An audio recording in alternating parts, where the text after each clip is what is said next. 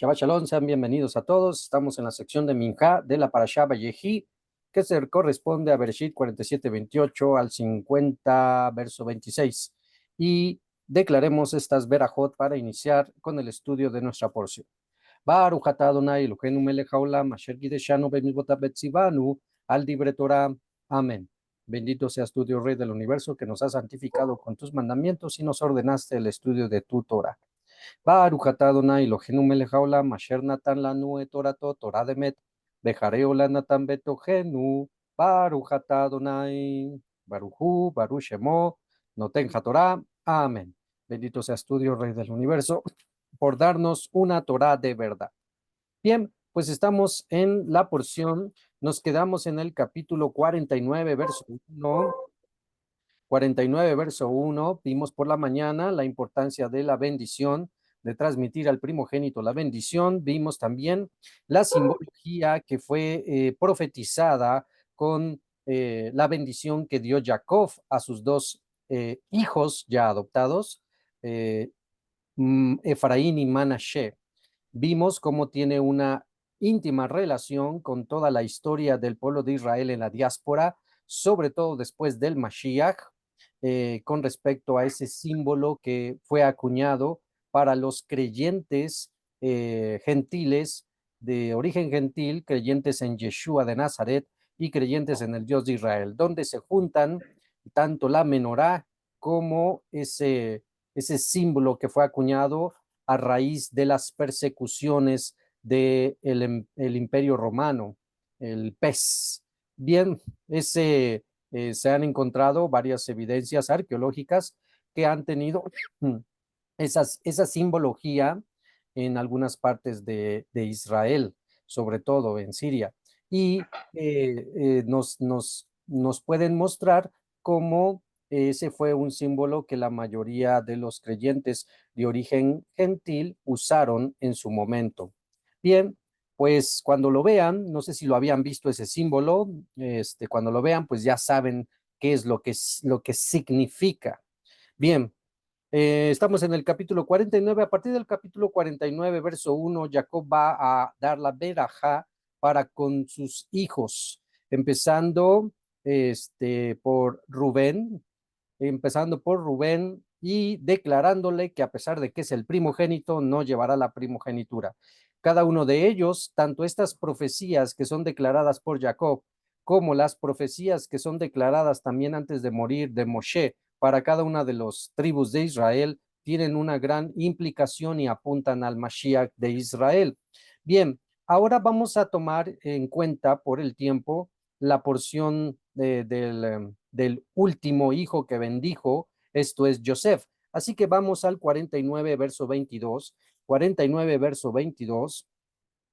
A partir de aquí va a bendecir al último hijo, que es Joseph, y vamos a ver lo que le dice, porque justamente estas palabras que va a mencionar Jacob tienen que ver y apuntan al Mesías de Israel. Vamos a ver 49:22 de la Torá de Bereshit. Dice, hijo fructífero Joseph. Recuerden que Joseph significa añadir.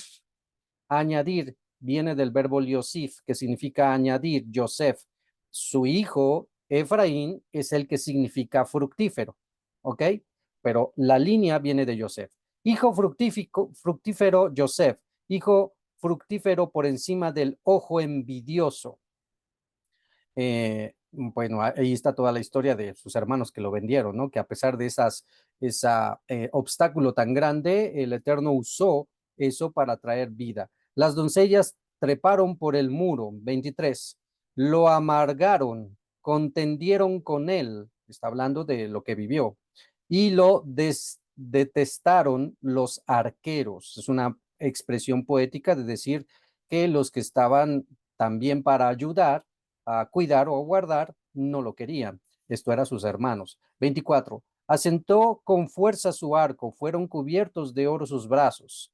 Ya está hablando acerca de la investidura de autoridad que tuvo. Y roca de refugio de Israel. 25. De Dios de tu Padre será tu ayuda y del Omnipotente será tu bendición.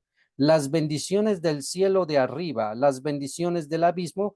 Aquí estamos hablando que en ese momento histórico, una de las cosas más hermosas en cuanto a bendición era que lloviera. Si había lluvia, se aseguraba el ciclo agrícola y se aseguraba también la alimentación al ganado. Si hay lluvia, hay cosas verdes y entonces viene todo el ciclo agrícola y viene también comida para el ganado. Si no hay lluvia, entonces se tenía como una maldición.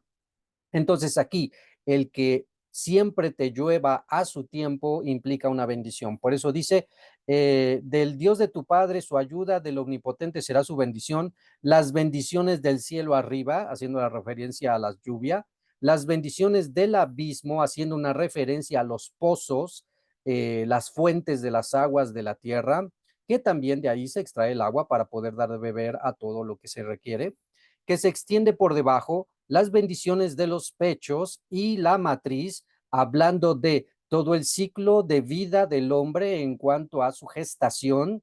Cuando se une una mujer con un hombre, se une el espermatozoide con el óvulo y viene todo el ciclo de vida, hablando desde ese momento que vendrá bendición en todo eso. Estamos hablando de no abortos, estamos hablando de no problemas en el embarazo, estamos hablando de no complicaciones, estamos hablando que desde ese momento venga la bendición en todo el ciclo de vida, de reproducción y desarrollo de los hijos de Joseph. Verso 26. Las bendiciones de tu padre prevalecieron, estas bendiciones que está diciendo, sobre las bendiciones de mis ancestros, declarando que estas bendiciones son más amplias que las que él recibió, hasta el límite de las colinas eternas, hablando de no tienen fin, serán sobre la cabeza de Joseph y en la coronilla, y aquí viene algo interesante y algo que apunta al Mashiach, y en la coronilla, en mi versión dice así, en la coronilla del Nazareno de sus hermanos. Ya aquí ya nos lo tradujeron perfectamente para hacer una alusión directa a el Nazareno. Ya nosotros sabemos quién es el Nazareno. ¿Sí? Nosotros ya sabemos. Si lo leemos en hebreo, la palabra hebrea que viene ahí es Nasir, el Nasir. ¿Por qué lo tradujeron como Nazareno y por qué otras versiones lo traducen como el apartado? Es justamente por sus acepciones. Porque Nasir, que es traducido como Nazareno, significa separar y también significa príncipe. Entonces, Nasir significa separar o también significa príncipe.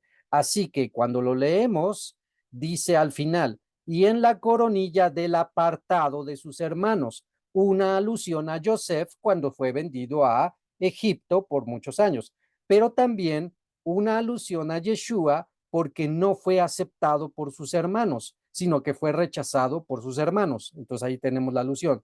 Ahora, si lo leemos con la significado de príncipe, diría así, en la coronilla del príncipe de sus hermanos. Y sabemos que Joseph llegó a ser el príncipe de entre los hermanos, justamente lo que sería el cumplimiento profético de los sueños que él tuvo cuando veía que las gavillas de sus hermanos y aún el de su padre se inclinaban a él. Ahora, también apunta la expresión príncipe a Yeshua HaMashiach. Y entonces diría, y en la coronilla del príncipe de sus hermanos. Esto es, ajá, del apartado de entre sus hermanos.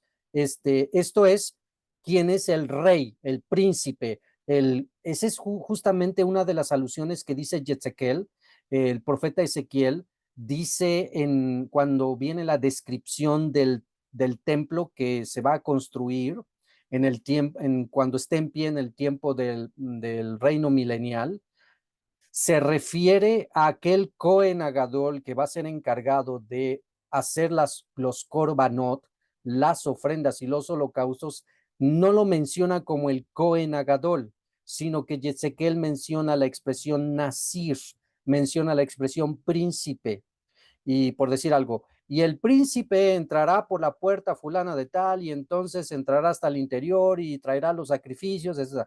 Pero lo menciona como el príncipe, que es una alusión a el Mashiach, que es una alusión a Yeshua HaMashiach, que va a ser el encargado de realizar los principales corbanot, sacrificios en el templo cuando esté en el reino milenial, ¿sale? Entonces ahí tenemos toda la aplicación. Y el apartado también aplica tanto para Yosef, que fue apartado de su familia, y para Yeshua, que fue apartado porque no lo quisieron. Así que ese verso apunta a Yeshua HaMashiach. Verso 27. Benjamín, lobo que desgarra en la mañana. Benjamín, lobo que desgarra en la mañana, y de ahí, a partir de ahí, se toma como simbología, como estandarte para la tribu de Benjamín, específicamente el lobo, ¿sí? A partir de ahí, el estandarte para la tribu de Benjamín es el lobo. Y algo muy interesante para los que sean López. ¿Cuántos López tenemos aquí? Hay algunos López, ¿no? Uno que otro. Bueno, los que somos López, cuando viene, eso es, sí, cierto, nuestra prima Esther, que también es López, junto con nuestra Jotí, Maribel López de Xochimilco, y también Carmen López. Em, el escudo de armas de los López es un lobo. Ustedes saben que, pues, vienen los españoles, comienzan a fructificar aquí en Mesoamérica, en lo que ellos llaman la Nueva España, y ese apellido de los López trae un estandarte, lo que se conoce en España como el escudo de armas. Cada familia en España tenía un escudo de armas, y en el caso de los López es un lobo. Eso es nada muy interesante, porque ¿por qué un lobo?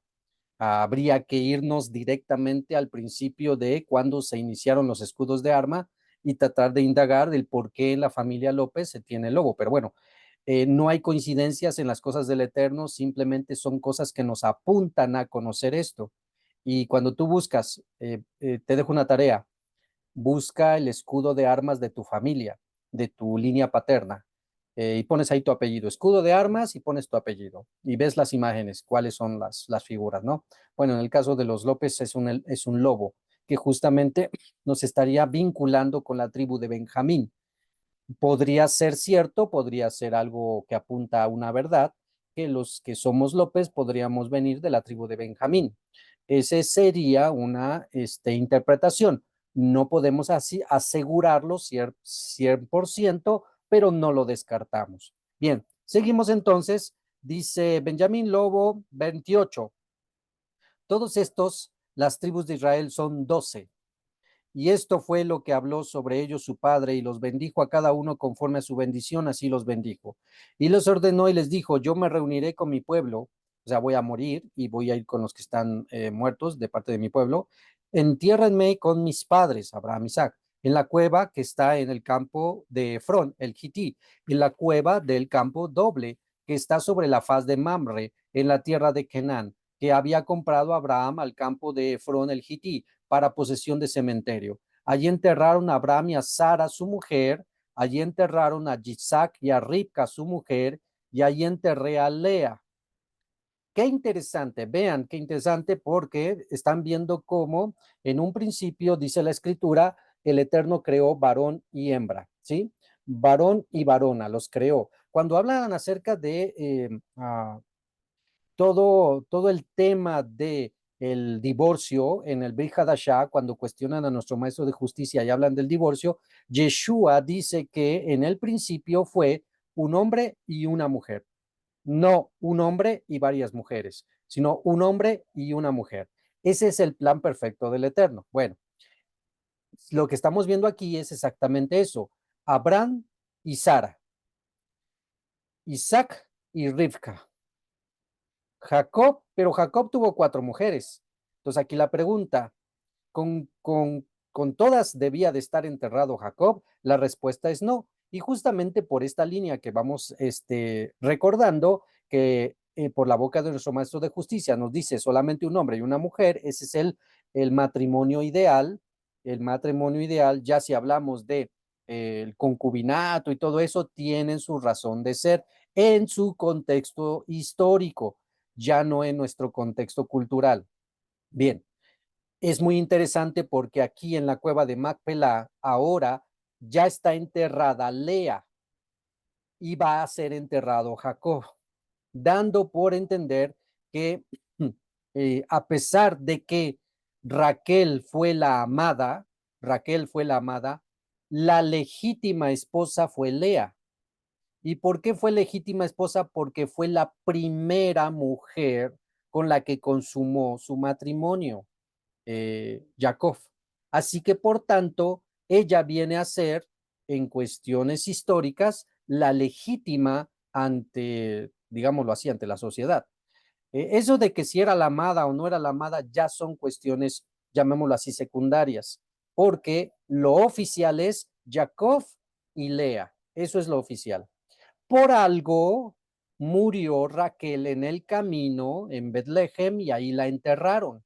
No alcanzó a llegar a ser enterrada en el campo de Efrón el Gití, en la cueva de Macpelá. Y tiene una razón, ¿sale? Para que al momento de que enterraran Jacob, quedara solamente con Lea.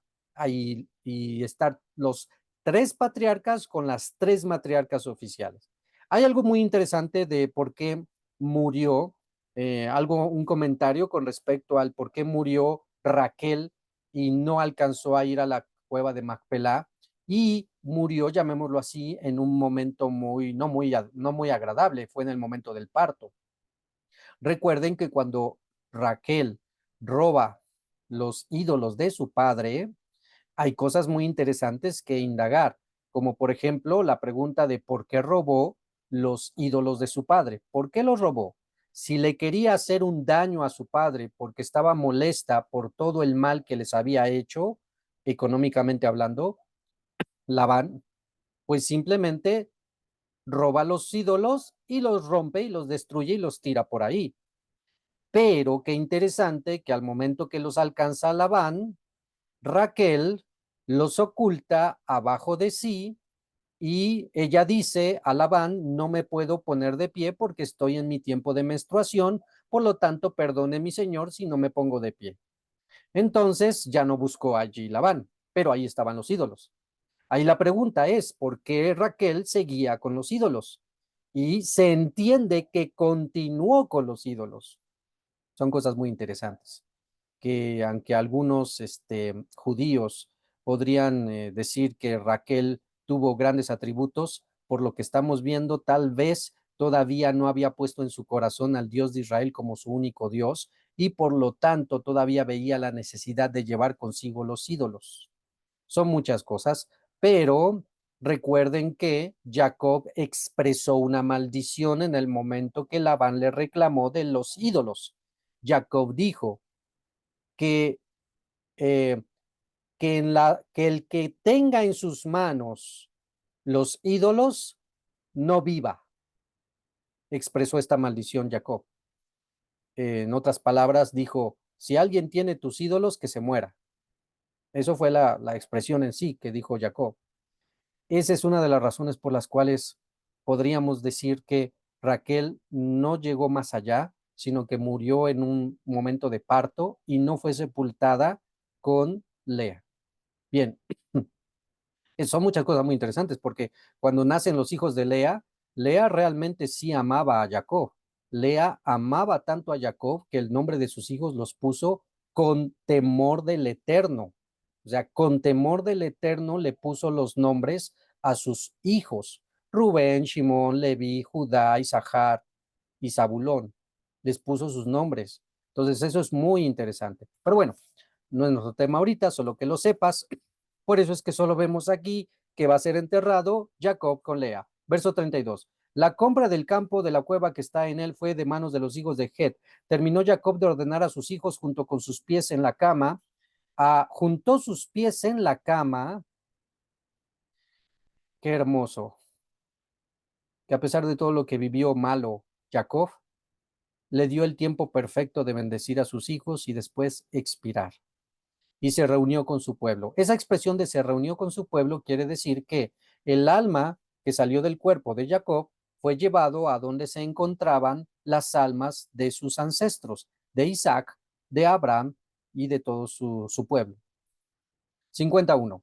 Cayó Joseph sobre el rostro de su padre, lloró sobre él y lo besó. Entonces ordenó Joseph a sus siervos, los médicos, embalsamar a su padre, y embalsamaron los médicos a Israel. Y se le completaron 40 días, porque así se completaban los días de embalsamamiento, y lo lloró Egipto 70 días.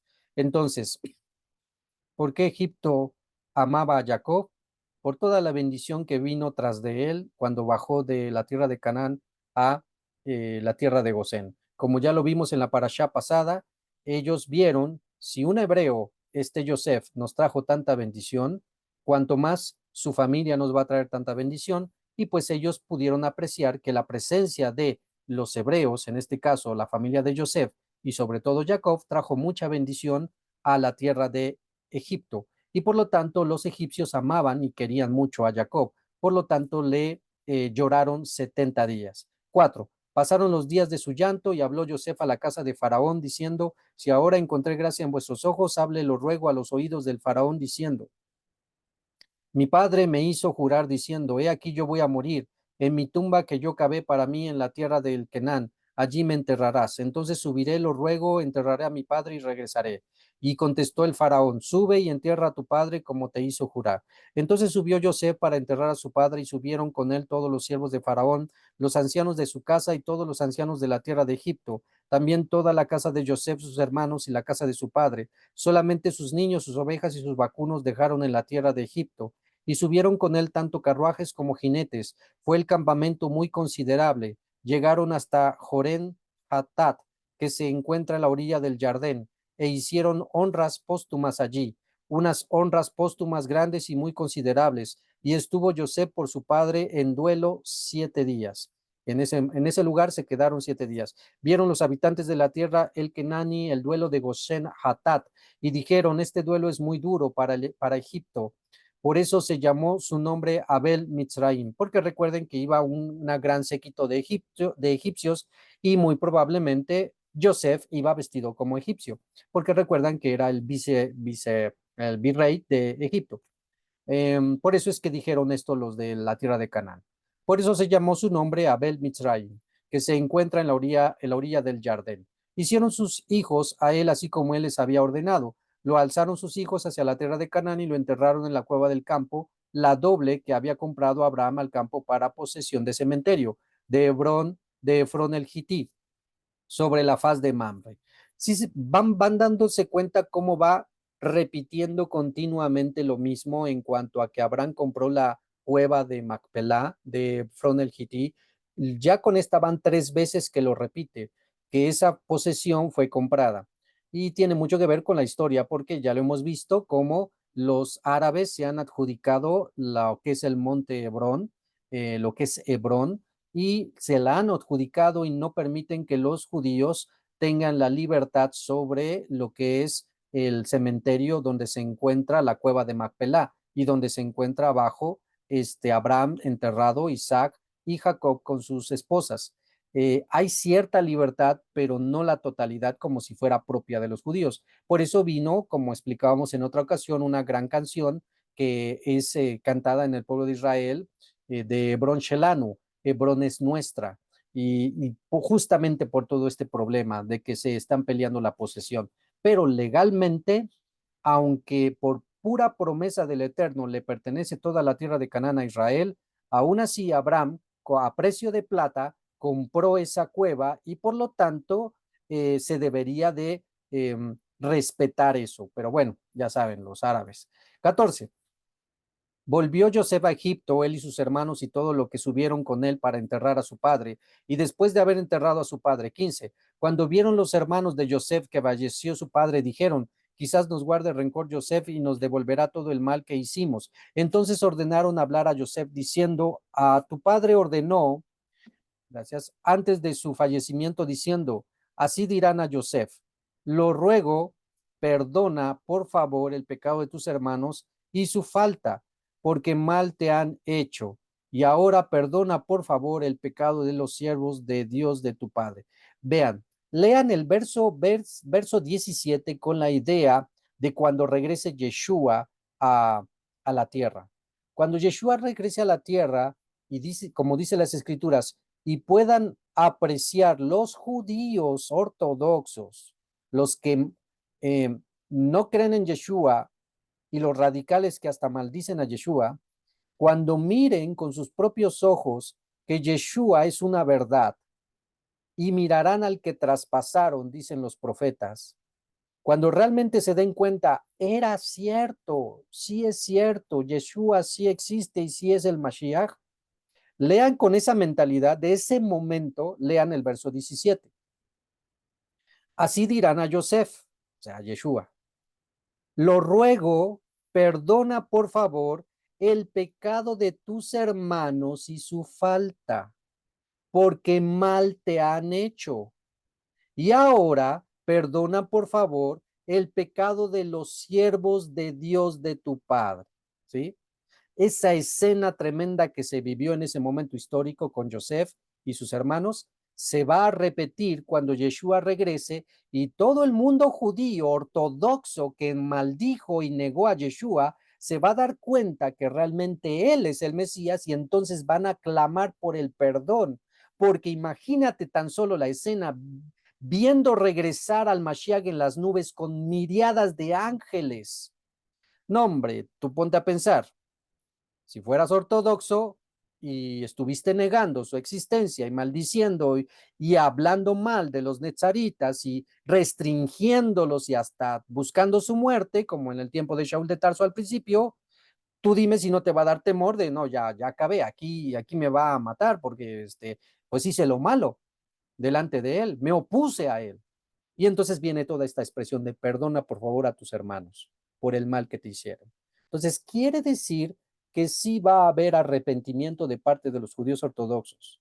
Por eso es que llega la expresión de Shaul de Tarso cuando dice que cuando regrese Mashiach, entonces todo Israel será salvo. Esa expresión de entonces todo Israel será salvo tiene su aplicación con que sí, en ese momento histórico, todos los judíos, cuando vean eso, creerán y serán salvos, pero no está aplicándolo a todo el momento histórico, porque hay muchos que lo aplican, no, ahí dice que todo Israel será salvo y por lo tanto todos los judíos que han existido en la historia serán salvos. No, no es así, sino es solo para la generación que llegue a conocer, a ver y a apreciar y a arrepentirse y a creer en Yeshua. Y entonces todo Israel será salvo. ¿Sí? Ojo con eso. Verso 19. Pero les dijo Joseph, no sientan temor. Y aquí viene el perdón, ¿no? ¿Acaso en lugar de Dios estoy yo? Ustedes pensaron sobre mí un mal. Ustedes pensaron en quitarme de la faz de la tierra. Y tan solo recordar en los evangelios, en los Masorot, todas las veces que los escribas fariseos, saduceos y Coanim buscaron una excusa para quitar de la tierra, quitarle la vida a Yeshua. ¿Sí? Ustedes pensaron un mal para mí. Y ven a tu mente también en el tiempo de los apóstoles cómo los principales sacerdotes y el Sanedrín se confabulaba para matar, encarcelar a los netzaritas, a los creyentes en Yeshua. Pero Dios lo pensó para bien, porque gracias a eso se esparció la davar en todo el mundo. Ya lo explicamos, a pesar de que tenemos la llamada Gran Comisión de vayan a todo el mundo y anuncien el Masorot a todas las naciones, empezando desde Judea, Jerusalén, Judea, Samaria y hasta el último de la tierra. A pesar de que estaba esa instrucción, los Shaliahim, los apóstoles, al principio no querían salir de Judea, no estaban cumpliendo la gran comisión, no salían de Judea. No fue sino hasta que vino las grandes persecuciones que tuvieron que huir a todos los lugares alrededor de la tierra de Israel. Entonces, es algo así como, no quieren salir por las buenas, pues entonces tendrán que salir por las malas, porque el Masorot se predica o se predica. Así que vino la persecución y entonces sí, dice la escritura en el libro de Hechos, que cuando vino esa persecución empezaron a esparcirse a todas las zonas alrededor hasta llegar a lo que conocemos, todas las comunidades o Kehilot que Shaul de Tarso había establecido y fundado en Asia Menor y más allá en Macedonia, Grecia y hasta llegar a Sefarata, España, ¿no? Entonces, este, algo muy hermoso. Dios pensó bien y eso es el bien que vino a pesar del problema de negar a Yeshua. A fin de hacer como este día, mantener un pueblo numeroso. Y gracias a eso el plan profético es que tú y yo alcanzamos a llegar a este continente, a llegar a conocer acerca del Mesías de Israel. Porque si se hubieran quedado allá en Israel, nosotros en este continente ni hubiéramos habido. 21. Por lo tanto, ahora no teman, yo los alimentaré a ustedes y a vuestros niños. Los consoló y les habló a sus corazones. Yo imagino esa escena cuando los judíos que negaron a Yeshua reconozcan y Yeshua hable con ellos, cómo va a hablar a su corazón. 22. Habitó Yosef en Egipto, él y la casa de su padre, y vivió Yosef 110 años. 110 años vivió Yosef. Ya ni siquiera alcanzó los de su padre, 147. Pero bueno, va disminuyendo. 23. Vio Joseph. Vean qué interesante y hermoso. Vio Joseph de Efraín hasta los hijos de la tercera generación. ¿Sí? Vio Joseph de Efraín hasta la tercera generación. Entonces, imagínense, está Joseph, primera persona, está Efraín, su hijo, y váyanse a tercera generación. Sería que Joseph vio a su nieto, bisnieto y tataranieto, ¿sí? Entonces vio de su hijo Efraín 3 generaciones más. Por lo general, los abuelos de hoy alcanzan a ver la mayoría solo a su nieto. Los muy fructíferos alcanzan a ver a su bisnieto, pero hasta ahí, al día de hoy, mucho. Pero imagínate Joseph que alcanzó a ver a su nieto, bisnieto y tataranieto. Eso te habla de que ahí ya comenzó a cumplirse la palabra de la promesa de la multiplicidad en Efraín, de ser fructífero. Entonces, una de las características de Efraín es que es fructífero, tiene muchos hijos y es una bendición. Muy al contrario a toda la ideología que hoy tenemos pululando por las escuelas desde allí y en toda la sociedad con que la familia pequeña vive mejor. Todo eso va en contra de la Torá, todo eso va en contra de la esencia de la vida, va en contra de la multiplicidad y de la bendición que dio Dios al pueblo de Israel y en específico a la casa de José y en específico a Efraín. Entonces, imagínate lo que busca el enemigo con esa mentalidad de la familia pequeña vive mejor, busca disminuir a los hijos de Israel y a la postre así aniquilarlos más fácil. Verso 23. Vio Joseph de Efraín, verso 24. Ah, también, mitad del 23, también los hijos de Magir, hijo de Manashe, fueron criados sobre las rodillas de Joseph. Dijo Joseph a sus hermanos, yo falleceré, pero Dios recordará lo que habrá de recordar. Los subirá a ustedes de la tierra esta, a la tierra que ha jurado Abraham, Isaac y Jacob. E hizo jurar Joseph a los hijos de Israel diciendo, recordar habrán de recordar Dios a ustedes, entonces habrán de subir mis huesos de aquí. Y falleció Joseph de 110 años, lo embalsamaron y lo colocaron en un féretro en Egipto. Bien. Hemos hablado con respecto a este suceso. Aquí, Hazak, Hazak, Beni Hasek, esfuércense y sean fortalecidos. Bendito sea el Eterno por permitirnos terminar una vez más el libro de Bereshit. Y esperamos que los principios, las enseñanzas, la sabiduría que el Eterno nos ha dado a todos nosotros a través de este estudio del libro de Bereshit, de Génesis, pueda estar con nosotros y la podamos transmitir a nuestra descendencia y a todo aquel que demande razón de nuestra fe. Bendecimos al Eterno por permitirnos alcanzar este momento de celebración. Bendecimos al Eterno por permitirnos, nos da la sabiduría y el conocimiento para poder conocer de su palabra. Amén. Bien. Hablábamos acerca de este momento histórico de Efraín. Mientras vamos buscando, vamos a cortar aquí la transmisión para iniciar con la nueva y agradecemos a todos por su presencia. Aquí terminamos la Parashá Vayehi y terminamos el Sefer de Bereshit. Quien habló con ustedes, Morel Isha de la ciudad de Puebla. Un saludo cordial. Hashem sea con todos vosotros. Shalom, shalom.